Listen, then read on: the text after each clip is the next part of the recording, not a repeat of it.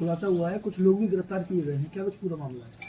देखिए, हमारी cyber surveillance team ने पिछले गत दिनों में, गत महीनों में जो साइबर की कंप्लेंट्स थी प्रतिबिंब पोर्टल के माध्यम से, एनसीआरपी पोर्टल के माध्यम से, उन्हीं सब कंप्लेंट्स का संज्ञान लेते हुए उनकी जांच की और उसी के क्रम में कुछ एनसीआरपी पे प्राप्त हुई कंप्लेंट्स पे पुलिस ने कार्रवाई की है, जिसमें कि 32 लोग अलग अलग थाना क्षेत्र से गिरफ्तार हुए हैं और जिसमें 3 मुकदमे पंजीकृत किए हैं। पहला मुकदमा ताजगंज में पंजीकृत कराया गया है, जिसमें 24 लोग गिरफ्तार हुए हैं।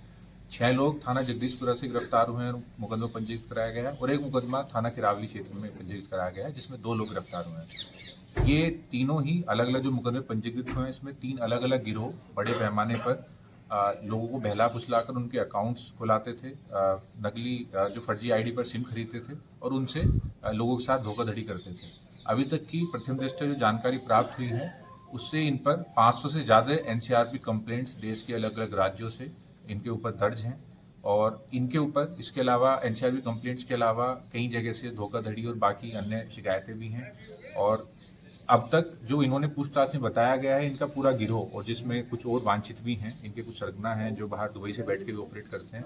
ये 300 करोड़ से ज़्यादा की जो फ्रॉड हैं पिछले 4-5 सालों में लोगों के साथ कर चुके हैं। इस पूरे ऑपरेशंस को cyber surveillance, counter intelligence, cyber हमारी जो सेल की टीम है और हमारे जो थानों की टीम है, नाई की मंडी और कमला नगर और सिटी सर्विलेंस एसओजी ने मिलकर किया है और सभी लोगों को गिरफ्तार कर माननीय न्यायालय के सामने पेश किया जाएगा। सर, लगातार ये लोग फ्रॉड कर रहे हैं, चैन से अब तक कितने खातों की पहचान हो पाई है जो फ्रीज कराए गए हैं? देखिए, जैसे मैंने आपको बताया कि 500 से ज़्यादा एनसीआरपी कंप्लेंट्स हैं, तो जब भी एनसीआरपी कंप्लेंट्स होती है तो ऑटोमेटिकली जिस खाते में फ्रॉड की धनराशि जाती है उस पर लीन लग जाता है, साथ ही साथ वो नंबर भी ब्लॉक कराया जाता है। तो 600 में आप मान के चलिए कि कम से कम इतने खाते तो ही हैं जिन पर लीन लगवाया गया है।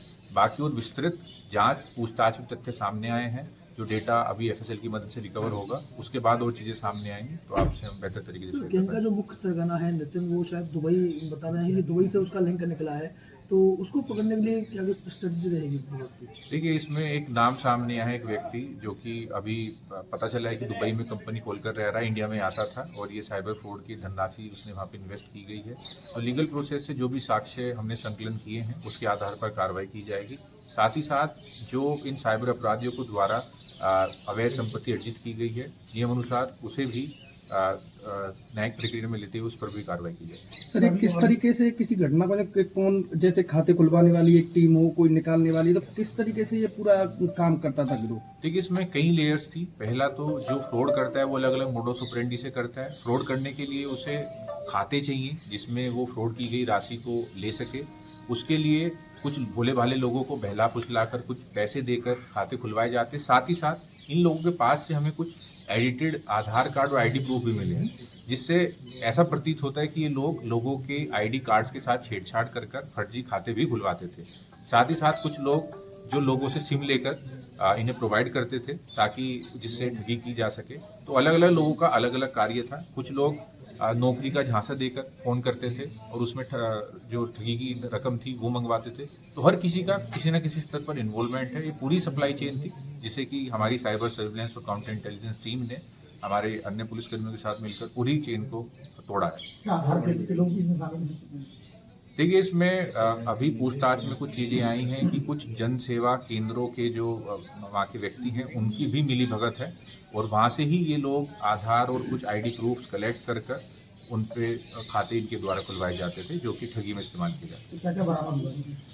इनके पास से देखिए गाड़ी बरामद हुई है, इनके पास से कुछ हमें चेकबुक, पासबुक बरामद हुई है, कुछ कैश बरामद हुआ है, कुछ आईडी कार्ड बरामद हुए हैं जो एडिटेड हैं, कुछ खातों की जानकारी हमें मिली है। साथ ही साथ प्रिंटर भी हमें बरामद हुआ है, जो कि ऐसा प्रतीत होता है कि इसी से ये लोग जो आईडीज थी उन्हें एडिट कर खाते खुलवाते। सर, अभी और भी कुछ लोग बच रहे हैं या आगे क्या कड़ी जुड़नी है? देखिए, जैसे कि मैंने बताया कि 500 से ज़्यादा एनसीआरपी की कंप्लेंट्स का संज्ञान लेते हुए प्रतिबिंब पोर्टल के माध्यम से हम लोगों ने कार्रवाई की है।